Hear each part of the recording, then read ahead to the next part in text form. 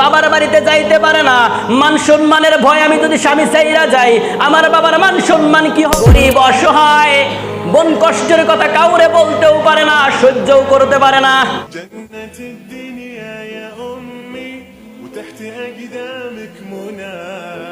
বিশ্বাস করেন কত নারী কত নির্যাতিত, মানে কোন মেয়ের যদি শুধুমাত্র মেয়ে সন্তান জন্ম হয় তার শ্বশুর তারে চাপ দেয়, স্বামী তারে চাপ দেয়, তার ননদ তারে চাপ দেয়, ভাসুর তারে চাপ দেয়।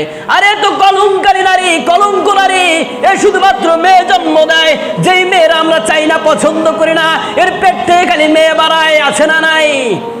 এইরকম সমাজে কিছু কুলাঙ্গার যুবক আছে যেই যুবকগুলো স্ত্রীকে এইভাবে দোষারোপ করে, স্ত্রীকে গালিগালাজ করে, স্ত্রীর মনে কষ্ট দেয়, স্ত্রীর মনে আঘাত দেয়।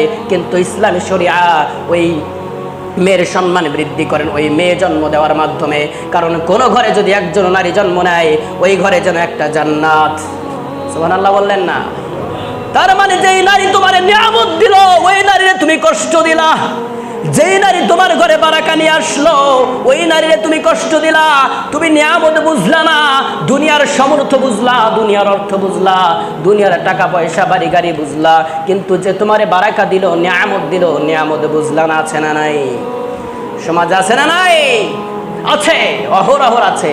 যারা যদি কোনো বউয়ের যদি খালি মেয়ে হয় তারে আর কেউ দেখতে পারে না, এবার ওই বোন আর কষ্ট সহ্য করতে পারে না, গরিব অসহায় বোন কষ্টের কথা কাউরে বলতেও পারে না, সহ্যও করতে পারে না। আমার মনে হয় ওই বোনটা চাইতো, যেহেতু বারবার মেয়ে হচ্ছে, বারবার কি হয়? বারবার মেয়ে হয়, শ্বশুর চাপ দেয়, স্বামী চাপ দেয়, ভাসুর চাপ দেয়, সবাই গালিগালাজ করে, বাবার বাড়িতে যাইতে পারে না।